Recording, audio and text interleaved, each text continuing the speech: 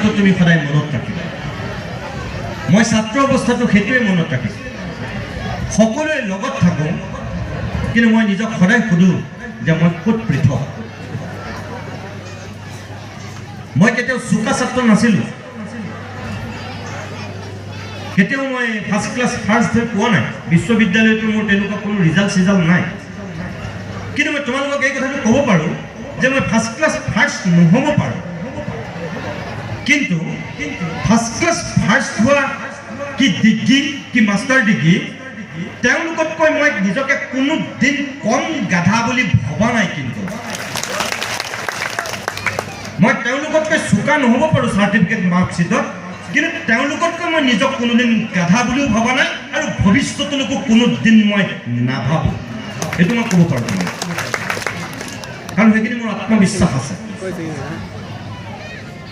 তেতিয়াও আছিল, এতিয়াও আছে, আৰু মোৰ ভৱিষ্যতলৈকো থাকিব।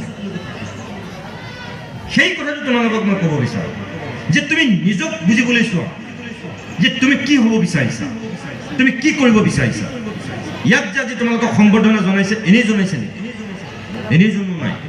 তোমাৰ প্ৰতিভাটোক সম্বৰ্ধনা জনাইছে, আৰু তোমাৰ সেই প্ৰতিভাটোক এতিয়া তুমি লৈ যাব পাৰিব লাগিব। তোমাৰ মা আৰু দেউতাই, তোমাৰ আব্বাই তোমাক লৈ এটা সপোন দেখিছে, দেখিব পাৰে, কিন্তু তেওঁ দেখা সপোনটো কিন্তু ভুলো হ'ব পাৰে। আচল সপোনটো তুমি দেখিবা। তুমি কি হ'ব বিচাৰিছা নিজক সোধা। তুমি যদি IITৰ এজন গৱেষক ছাত্ৰ হ'ব বিচাৰিছা, তোমাৰ যদি সেইখিনিত ফুল কনফিডেঞ্চ আছে, তোমাৰ যদি আত্মবিশ্বাস পূৰা আছে, তেতিয়াহ'লে তুমি তোমাৰ মতে আগবাঢ়া। তুমি ঘৰৰ তোমাৰ দেউতা মাৰ মতে আগবাঢ়িব নালাগে। তোমাৰ যদি বিজ্ঞান পঢ়িবলৈ কোনো মন নাই, তোমাৰ দেউতা আৰু মায়ে বা তোমাৰ আব্বাই যদি তোমাক জোৰ কৰি বিজ্ঞান পঢ়াব বিচাৰিছে, তুমি নপঢ়িবা। তুমি বিৰোধিতা কৰা যে মই ছায়েন্স নপঢ়োঁ, মই আৰ্টছ পঢ়োঁ, তোমালোকে মোক জোৰ নকৰিবা। তুমি যদি কমাৰ্চ পঢ়িব বিচাৰিছা, তোমাক যদি ছায়েন্স বা আৰ্টছ পঢ়াব বিচাৰিছে, তেতিয়াও তুমি নপঢ়িবা। তেওঁলোকক কৈ দিয়া যে মই নপঢ়োঁ, মই নিজে যিটো বিচাৰিছোঁ মই সেইটোহে পঢ়িম। মই কিয় কৈছোঁ তোমালোকক যে আমাৰ বহুত অভিভাৱকে নিজে এটা সপোন দেখে, আৰু সেই সপোনটো দেখি নিজৰ সন্তানৰ ওপৰত জাপি দিয়ে। তেওঁলোক নিজে তেনেকুৱা হ'ব বিচাৰিছে বহুত অভিভাৱক, কিন্তু নোৱাৰিলে হ'ব। আৰু নোৱাৰি তেওঁলোকে কি কৰে, সেই সপোনটো তেওঁলোকে নিজৰ সন্তানৰ ওপৰত পিছত জাপি দিয়ে। তেওঁ ডক্টৰ হ'ব বিচাৰিছিল, নোৱাৰি তেওঁ নিজৰ সন্তানক ডক্টৰ বনাব বিচাৰে। তেওঁ জীৱনত ইঞ্জিনিয়াৰ হ'ব বিচাৰিছিল, নোৱাৰি তেওঁ ছোৱালীজনীক ইঞ্জিনিয়াৰ বনাব বিচাৰে, যিটো ভুল।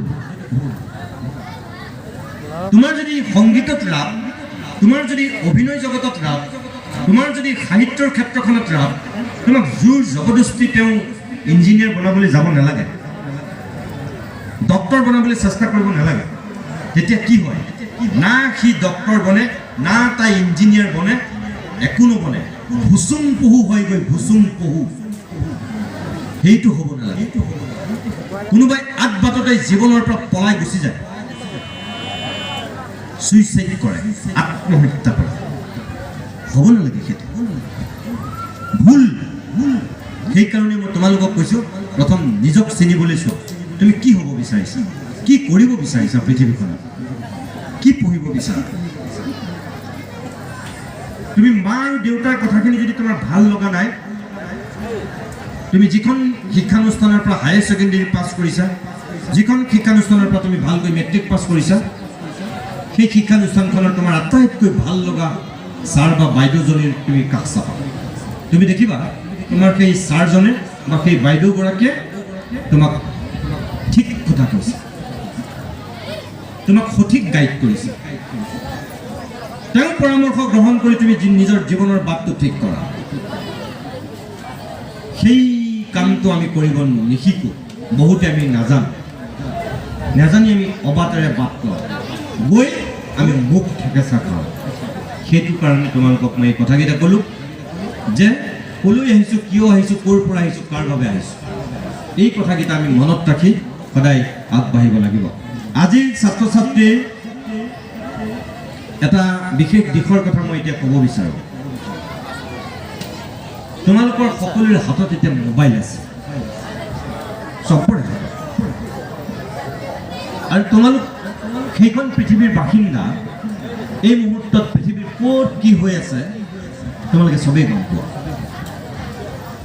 আমেৰিকাত কি হৈ আছে, ইংলেণ্ডত কি হৈ আছে, ফ্ৰান্সত কি হৈ আছে।